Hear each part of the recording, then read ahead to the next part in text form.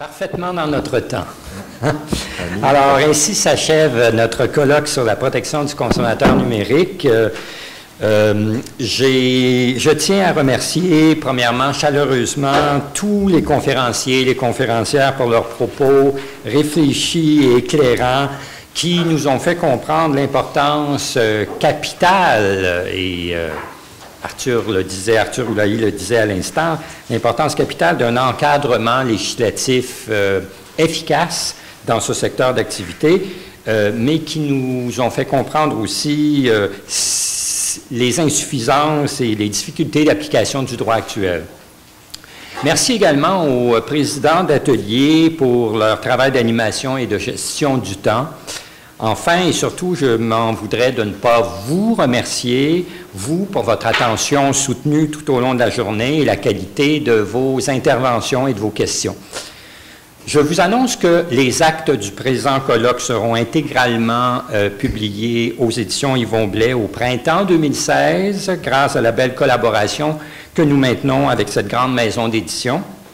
Si évidemment, les conférenciers se font un point d'honneur de respecter la date de tombée, qui est dans un mois. Je vous rappelle, donc nous attendons vos textes pour le 12 décembre.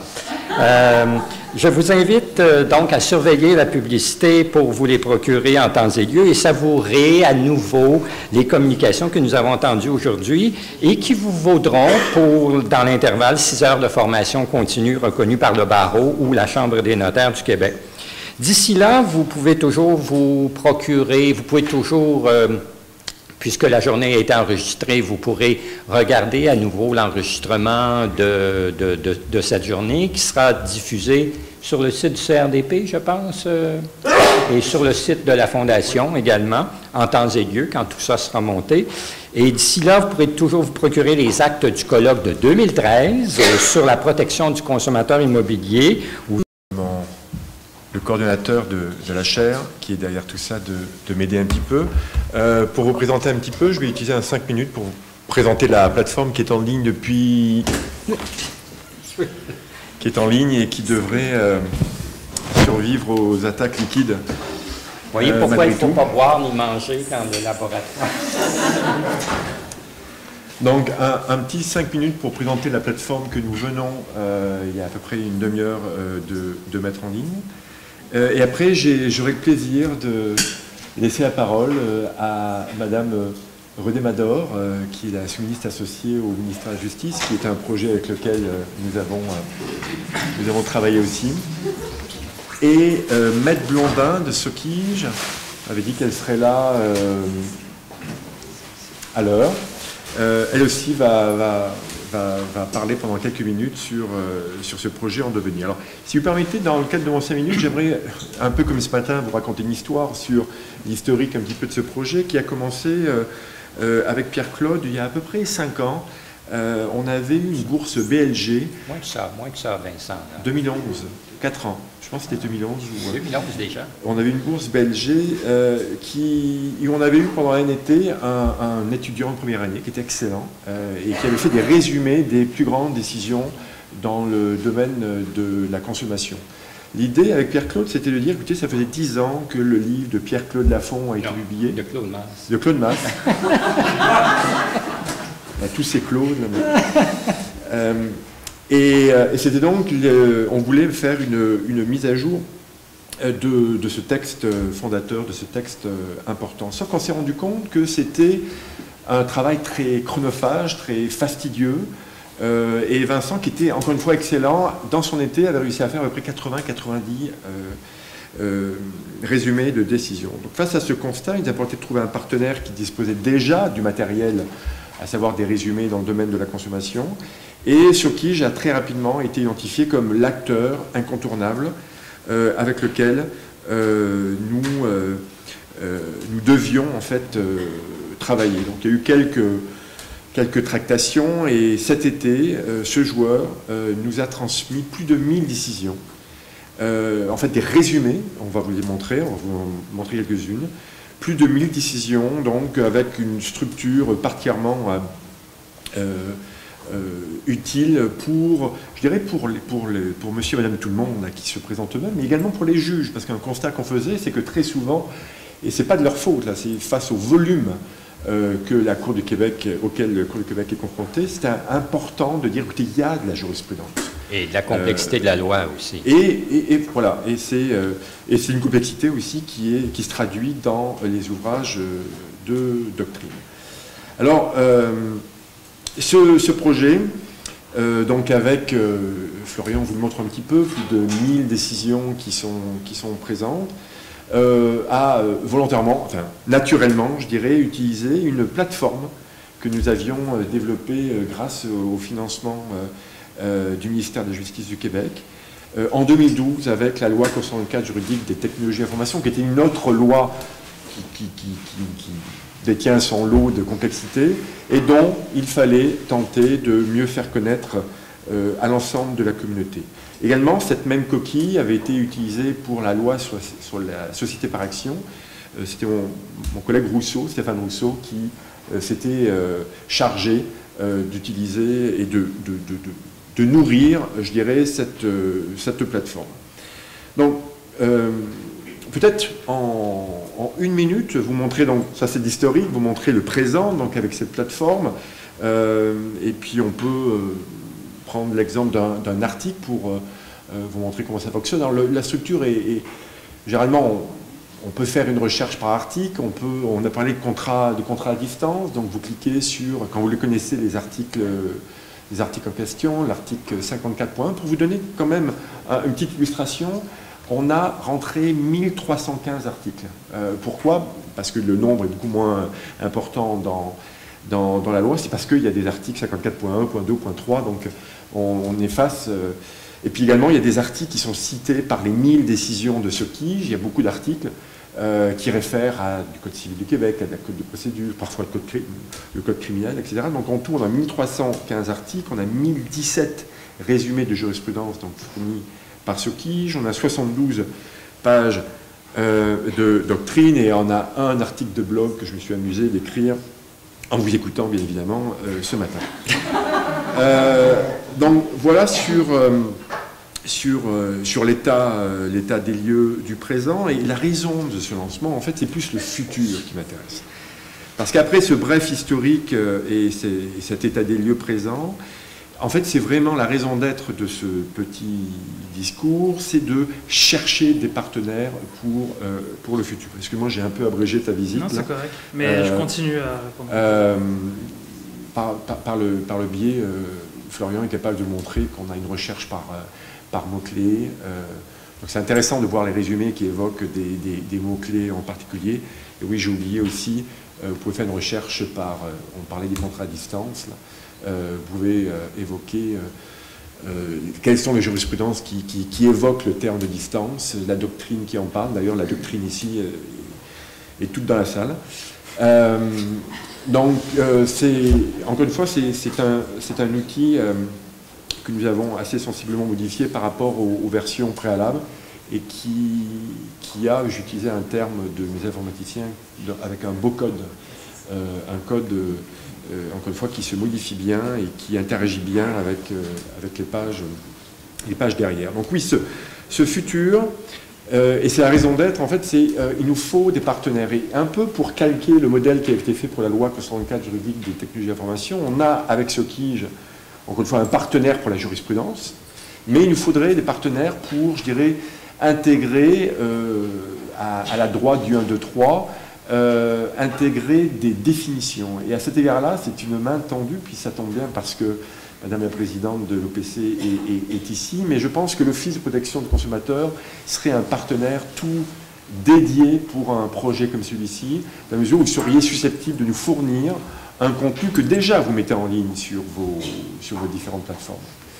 Je sais, j'en ai déjà parlé à plusieurs personnes, mais je pense qu'Éducalois aussi sera un partenaire plus naturel, dans la mesure où, encore une fois, la mission derrière nos différentes organisations est exactement la même, à savoir un contenu didactique offert à une communauté la plus élargie possible.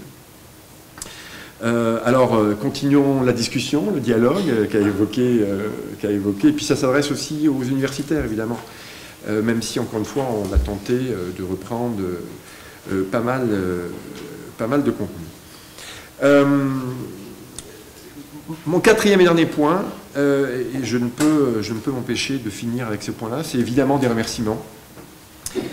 Et à cet égard-là, je veux identifier et remercier l'ensemble des partenaires. En premier lieu, je l'ai déjà dit, Pierre-Claude, de s'être lancé avec moi sur ce projet tout à fait excitant de plateforme dédiée à la consommation. Je voudrais également remercier Sokige. Est-ce que Maître Blondin est arrivé?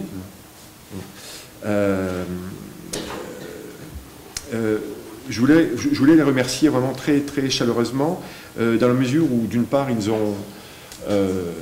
ont offert un financement pour rentrer ces tonnes de données dans cette plateforme, mais également pour nous fournir ce plus de 1000 décisions qui étaient encore une fois dans leur banque privée de Sokige et qui désormais va être accessible en ligne pour tout le monde. Je voudrais aussi, bien sûr, et je vais vous laisser la parole dans quelques instants, vous remercier les personnes du ministère de la Justice du Québec, Madame Maître Nevador, Patrick Gingras, avec qui on collabore encore une fois, depuis longtemps sur ces différents projets-là. Donc c'est vraiment dans la continuité des produits que l'on a fait pour la loi cadre. Et merci aussi pour toute l'attitude requise pour maltraiter un petit peu le code, qui était parfois un peu problématique dans sa version préliminaire.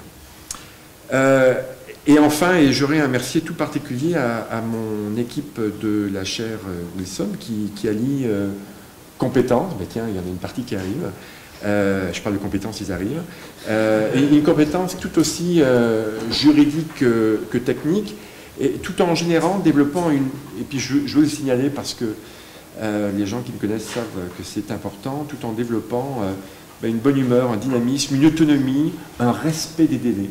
Et je vous invite, tous les caveats que nous avons eus, je ne vais pas vous dire comment certaines personnes ont utilisé leur dernier samedi soir à tenter de traiter un bug qu'ils venaient de découvrir. Donc, respect des délais, dans la mesure où, encore une fois, cette date du 12 novembre était prévue depuis un certain nombre de semaines. Je vais me permettre de les citer. Florian Martin Barito, qui est coordonnateur de la chaire, qui est doctorant en droit ici. J'avais mis dans mes notes geek un peu psychorigide, mais il a voulu que j'enlève la deuxième partie, donc il est geek depuis l'âge de 6 ans, et ça c'est quand même assez fascinant, c'est un phénomène récent là, de voir des étudiants en droit, qui sont excellents en droit, mais qui sont capables de mettre les mains dans le code avec, évidemment, une compétence que même moi qui aime les technologies est incapable d'avoir. Merci Guillaume Béal, Loïc Delobier, qui étaient deux informaticiens qui ont été à certaines étapes du processus il y a quelques mois. Virginie Jeté, dans mon blog aussi qui retranscrit mon propos, je l'ai nommée recrue de l'année 2015 dans notre équipe, parce qu'elle aussi c'est une excellente juriste qui est capable d'avoir, enfin qui a des compétences véritables dans le domaine du codage. Concernant le remplissage, je les ai vus arriver, il y a Zila Savary qui a participé au tout début du processus, Catherine Gauthier, un peu plus loin, Youssef Belrachid, Louis Poisson-Espérance, je ne l'ai pas, ils sont rien, bon, Marie-André Boutin-Clermont, aussi qui a joué en backup là, pour respecter les délais d'aujourd'hui. Marie-Christine Robert aussi, avec qui j'ai le plaisir de travailler depuis plusieurs mois. Je suis vraiment flatté que ce travail, et puis vous l'imaginez, qui est un travail clérical de rentrée des données, soit fait, et presque un peu gêné aussi de le faire par des étudiants qui sont parmi les tout meilleurs de notre faculté, sur le plan du droit aussi. Alors, à tous, à cette équipe, à vous, ministère de la Justice, à vous, personnes de Sokige, à toi, Pierre-Claude. Merci beaucoup de ce projet qui est encore une fois un début. Usez de ce site, abusez de ce site. N'hésitez pas à nous transmettre les améliorations que l'on devrait y intégrer. Il y a encore quelques petits bugs, pas énormément. Le rendu est quand même très beau. Apparemment, il y a quelques petits bugs quand on veut regarder ça sur les téléphones cellulaires. Ils ont été corrigés depuis.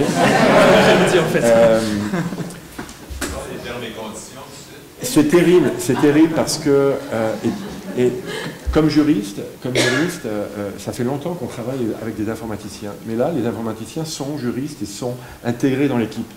Maintenant, ça me met en perspective aussi avec des projets qu'on a eus dans le passé où on voyait des techniciens qui nous disaient oh, non, c'est compliqué, oh, non, ça va prendre tant d'heures, ça va prendre. Et là, on a les gens dans notre équipe qui nous font ça dans l'heure, après l'idée de la requête. Alors merci à tous. Comme je l'ai mentionné un peu plus tôt, j'aimerais d'abord inviter Maître Mador, qui, je vais me permettre outre le fait bien sûr qu'elle soit ministre associée au ministère de la Justice du Québec, elle est impliquée dans plusieurs projets associés au laboratoire de cyberjustice. Elle est aussi sur le conseil de direction du CRDP, donc c'est une collaborateur direct, je dirais, de plusieurs projets associés à la faculté, au CRDP en général.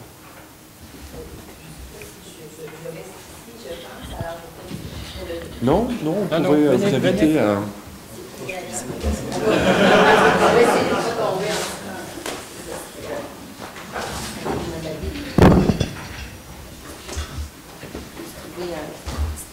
Merci, je vais être bien entourée en plus. C'est nous. Alors, d'abord, on est très heureux d'être ici aujourd'hui. Je suis venue avec, effectivement, Patrick Gingras, qui est directeur chez nous de la transformation organisationnelle de la justice. Alors, je ne parlerai pas longtemps. On a vu qu'il y avait un cocktail et sur la route tout à l'heure, c'est de ça qu'on avait le plus hâte parce qu'on était pris dans la pluie, le trafic. On s'est dit, est-ce qu'on va vraiment arriver à l'heure? On voulait surtout pas rater le cocktail. Alors, c'est simplement pour vous dire que le ministère de la Justice, on est effectivement associé aux travaux de la plateforme et de façon plus générale avec Cyberjustice depuis déjà plusieurs années. On était très heureux en 2012, c'est en 2012, hein, dans le fond, la plateforme, de pouvoir financer, oui, avec le ministère des Services gouvernementaux. Dans le fond, à l'époque, c'était vraiment une subvention gouvernementale qui avait été donnée, appuyée par le ministère de la Justice. On était à une époque où on avait encore des sous pour appuyer des projets de cette nature-là. On est très heureux de l'avoir fait à l'époque et de voir aujourd'hui que ça fait des petits parce que ça faisait partie quand même des éléments qu'on a considérés à l'époque pour recommander le financement de ce projet-là, c'est de savoir qu'on faisait une plateforme qui pourrait être réutilisée et à plusieurs fins. Donc, de voir qu'aujourd'hui, on en fait une loi sur la protection du consommateur à noter, ça va vraiment dans le sens de ce qu'on voulait à l'époque lorsqu'on a financé le projet. Alors, on est très heureux d'être ici. On a fait le voyage de Québec parce qu'on trouvait ça important d'être ici aujourd'hui pour s'associer à ce projet-là. Et on espère qu'il va en avoir d'autres. Je ne sais pas si vous en avez d'autres déjà en vue, mais en tout cas, nous, on va toujours être contents d'être là puis d'être au cocktail qui va permettre le lancement. Alors, je pense que ça pourrait être bien, mais ce n'est pas moi qui veux m'en occuper. Mais je peux aider avec ma chère un petit peu à lancer. Je pense que ce serait important d'avoir un CPC.Québec.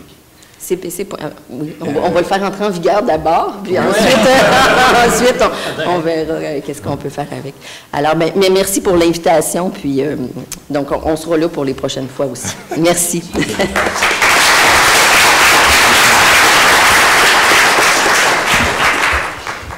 Merci, Maître Mador, du déplacement. Maître Blondin ou Monsieur Paulus? Pardon, excusez-moi.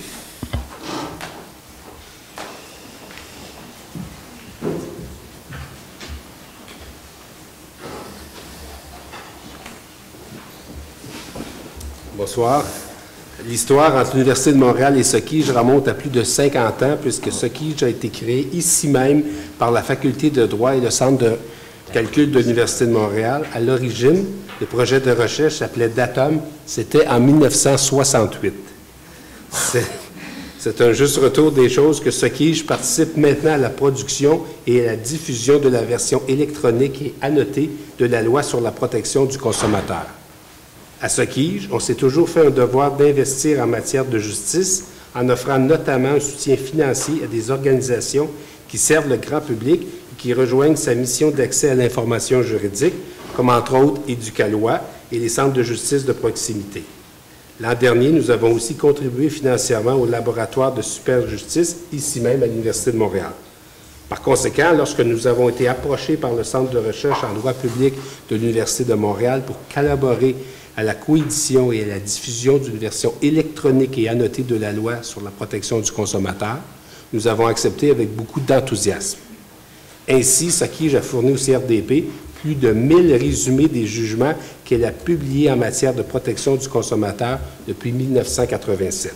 Elle a également participé financièrement aux travaux d'intégration de ces résumés sur le site lpc.québec, peut-être .com ou .ca, qui ont eu lieu dans les derniers mois. Mais la contribution de SOCIJ ne s'arrête pas là, puisque nous participons également à la mise à jour de cette plateforme en fournissant au CRDP tous les nouveaux résumés en matière de protection du consommateur et en les intégrant au fur et à mesure sur le site lpc.québec. Nous sommes fiers de partager notre intelligence juridique et nous sommes fiers de ce projet qui inclut aussi la participation du ministère de la Justice du Québec. Nous sommes fiers du travail de très grande qualité qui a été fait par le CRDP. Nous ne doutons pas du succès que connaîtra ce site public qui fusionne d'informations qu'on a voulu rendre le plus compréhensible possible pour les consommateurs. Bravo pour ce bel outil.